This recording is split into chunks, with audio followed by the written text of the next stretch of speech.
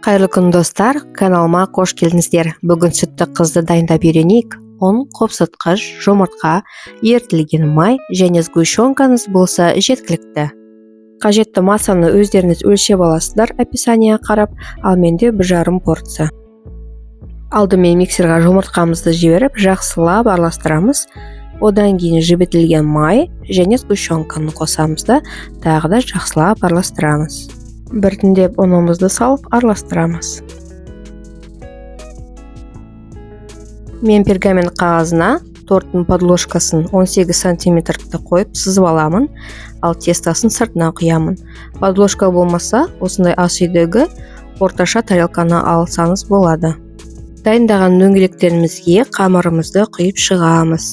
2 қасықтан 3 қасықтан құйсаңыздар да болады. Қамырды сызылған шеңбердің ішіне тепе-тең құюға тырысамын, сонда әр қамырды кесіп жатпаймын. Тек біраз қисық кеткен жерлер болса ғана қиып тастаймын. Фольгаға да солай жағып шығамыз. Қамырларымызды кезектеп 5-7 минутта пісіріп аламыз. Фольгадағы да қамыр суды аударып, 1-2 рет алақанмен жүріп шығып, ақырын шешіп аламын. Сондықтан пергаменттарымыз бітіп қалса, түн ортасында іздеу керек емес, фольгаға пісіре берсеңіздер болады. Міне осындай әдемі қамырлар шығады, қалыңдығы өз таңдауыңызға байланысты. Қамырды қатты қызартып керек емес. Бұл тортқа мен крем-чизді пайдаланамын, оның капкейк сабағында үйренгенбіз. Ең бастысы барлық заттар сап-салқын болу керек, сонда крем-чиз өте жақсы шығады. Енді орап стабилизацияға қоямыз. Бұл біздің декордың да жасалу жолын мен бөлек видеоға саламын. Тортты стабилизацияға уақытыңыз көп болса, көбірек ұстаңыз. Ал егер асығып тұрсаңыз, кем дегенде 1 жарты сағат ұстасаңыз жақсы болады. Сонда шеттері бәрі тегістеледі. Тегістеуге де мен крем-чизді пайдаланамын.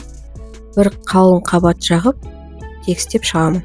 Тегістелген тортымды жарты сағатқа мұздатқышқа қойып суытып аламын.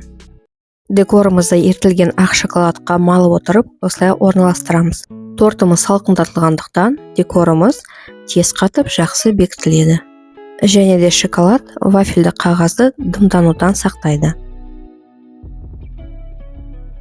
Алтын кондуринді спиртке араластырып, осылай бәрін бояп шығасыздар. Қалауыңызға қарай тортқа да себуге болады. Топпермен шамды орналастырасыздар. Мен оны түсіруге ұмытып кетіппін, айып етпеңіздер.